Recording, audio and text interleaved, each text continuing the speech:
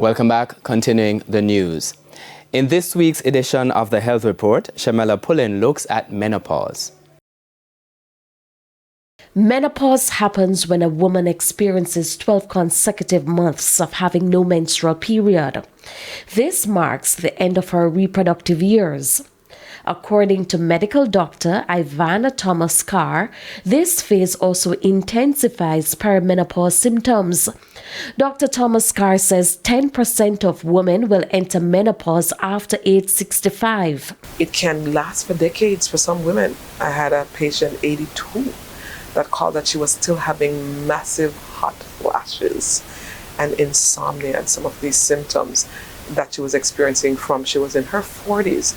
That's 4 decades of going through. I mean, it's just like, oh my God. I mean, and I know you're like, I cannot even begin to wrap my head around it.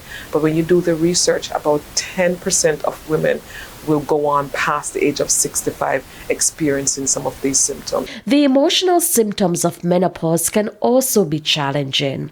Fortunately, treatment options are available for menopause. But Dr. Thomas Carr gives this caution. So for the hormone replacement therapy, where you're replacing whether it's your progesterone or your estrogen, what the studies have found, these synthetic hormones, they come with some very unpleasant side effects, from blood clots, strokes, heart attacks, breast cancers, and even uterine cancer and ovarian cancers.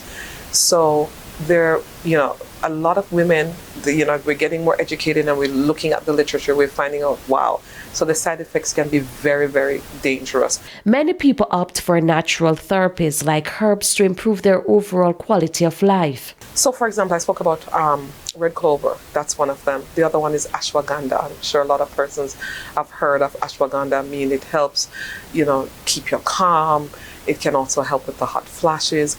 It's just an amazing herb. The studies are there that shows that. And then you have vitamins, for example, your vitamin E and your B vitamins. So a lot of those things, like I said, the science is there to prove it, and that's what we have in this, among other things. And joining a support group are ways to improve symptoms. With your health report, I'm Shamela Pullen, wishing you good health.